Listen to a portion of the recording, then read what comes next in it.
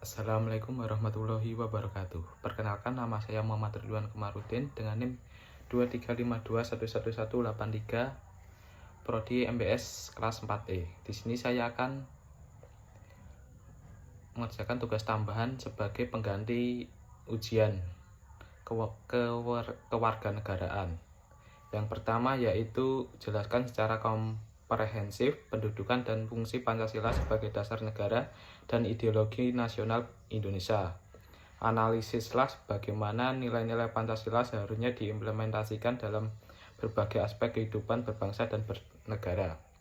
Kedudukan Pancasila sendiri memiliki dua kedudukan utama, yaitu sebagai dasar negara dan sebagai ideologi nasional. Sebagai dasar negara, Pancasila menjadi fondasi dalam penyelenggaraan negara, menjadi sumber hukum dan norma dalam kehidupan bernegara, serta menjadi landasan konstitusional dalam membentuk peraturan perundang-undangan. Yang kedua, sebagai ideologi nasional, Pancasila sendiri menjadi pedoman hidup dalam mencerminkan nilai-nilai leluhur bangsa Indonesia dan menjadi arah penggunaan nasional serta menjadi pemersatu bangsa. Selanjutnya, fungsi-fungsi Pancasila. Yang pertama yaitu menjadi dasar pembentukan peraturan perundang-undangan. Yang kedua, menjadi pedoman dalam penyelenggaraan pemerintahan. Tiga, menjadi sumber nilai dalam pembentukan etika sosial dan moral bangsa. Yang keempat, pemersatu keberagaman berbangsa dan bernegara dalam bingkai NKRI. Selanjutnya yaitu implementasi Pancasila. Pada sila pertama, ketuhanan yang Maha Esa, implementasinya yaitu menghargai kebebasan beragama, menjaga toleransi antara umat agama. Yang kedua, sila kedua yaitu kemanusiaan yang adil dan beradab. Implementasinya yaitu menjunjung hak asasi manusia, menolak diskriminasi, bersikap adil terhadap sesama. Sila ketiga, persatuan Indonesia, implementasinya yaitu menjaga persatuan dan kesatuan bangsa,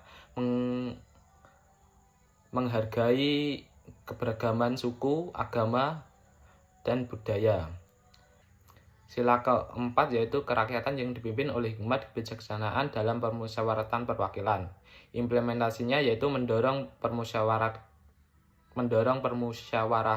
mufakat, partisipasi dalam demokrasi, serta anti kekerasan dan otorisme. Sila keempat yaitu keadilan sosial bagi seluruh rakyat Indonesia. Implementasinya yaitu mendorong pemerataan pembangunan, mengurangi kesenjangan sosial, dan menjamin keadilan ekonomi. Selanjutnya, soal nomor 2 yaitu jelaskan secara rinci hak dan kewajiban warga negara Indonesia sebagai diatur dalam Undang-Undang Dasar Negara Republik Indonesia tahun 45, serta berikan contoh implementasi hak dan kewajiban tersebut dalam kehidupan sehari-hari. Yang pertama yaitu hak warga negara sebagai UUD 45 berasal dari UUD pasal 28A. Setiap orang berhak untuk hidup serta berhak mempertahankan hidup dan kehidupannya. Contohnya yaitu mendapatkan akses layanan kesehatan, perlindungan saat berencana, bebas dari ancaman pembunuhan dan kekerasan. Yang kedua, pasal 28B ayat 1. Setiap orang berhak membentuk keluarga dan melanjutkan keturunan melalui perkawinan yang sah. Contohnya bebas memilih pasangan dan menikah secara sah menurut hukum dan agama. Yang ketiga yaitu pasal 31 ayat 1. Setiap warga negara berhak mendapatkan pendidikan. Contohnya mendapatkan pendidikan dasar hingga menengah secara gratis di dalam negara, di sekolah negeri. Selanjutnya yaitu kewajiban warga negara dalam UUD 45 terjadi di pasal 27 ayat 1. Segala warga negara bersamaan kedudukan di dalam hukum dan pemerintahan dan wajib menjunjung hukum dan pemerintahan itu dengan tidak ada kecualian. Contohnya yaitu tidak melanggar lalu lintas, mematuhi hukum pidana, serta mengikuti proses peradilan. Yang kedua yaitu pasal 27 ayat 3 dan 30 ayat 1 yang berisi tentang setiap warga negara berhak dan wajib ikut serta dalam pembelaan negara. Contohnya ikut pendidikan bela diri negara, wajib militer, dan tidak menyebarkan hoak dalam memecah belah negara. Selanjutnya soal nomor 3 yaitu jelaskan peran serta warga negara dalam kehidupan politik dan demokrasi di Indonesia. Bagaimana partisipasi aktif warga negara dapat memperkuat kualitas demokrasi dan tata kelola pemerintahan dalam pemerintahan yang baik. Yang pertama yaitu peran warga negara, yaitu yang pertama menggunakan hak pilih dalam pemilu secara aktif dan bertanggung jawab. Kedua, mengawasi kebijakan publik dan kinerja pemerintahan melalui media, LSM, ataupun forum warga. Yang ketiga, bergabung dalam partai politik, organisasi kemasyarakatan, ataupun menjadi calon legislatif ataupun eksekutif. Selanjutnya yaitu partisipasi aktif. Selanjutnya yaitu partisipasi aktif meningkatkan kualitas demokrasi dengan cara yaitu yang pertama menekankan praktik korupsi, kolusi, dan nepotisme. Kedua, mendorong keterbukaan dan akuntabilitas pemerintahan. Ketiga, menjaga penyimbangan kekuasaan dengan kontrol publik. Contohnya yaitu menyuarakan aspirasi melalui petisi online, terlibat dalam musyawarah perencanaan pembangunan di tingkat desa ataupun kelurahan.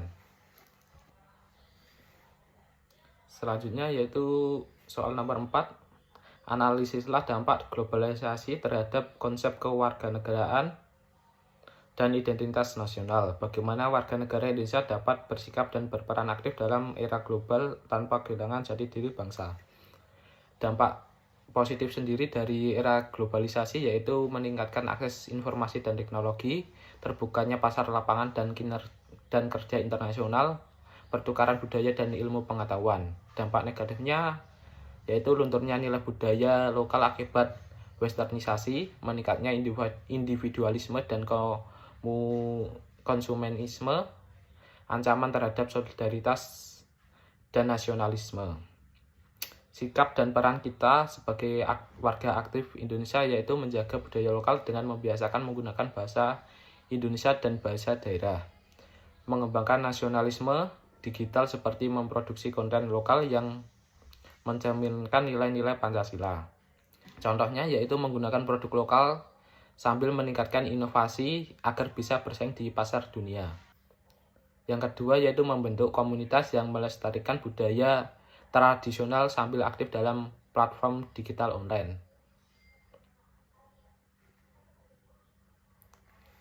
Sekian penjelasan tugas dari saya. Kurang lebihnya mohon maaf. Akhir kalam. Wassalamualaikum warahmatullahi wabarakatuh.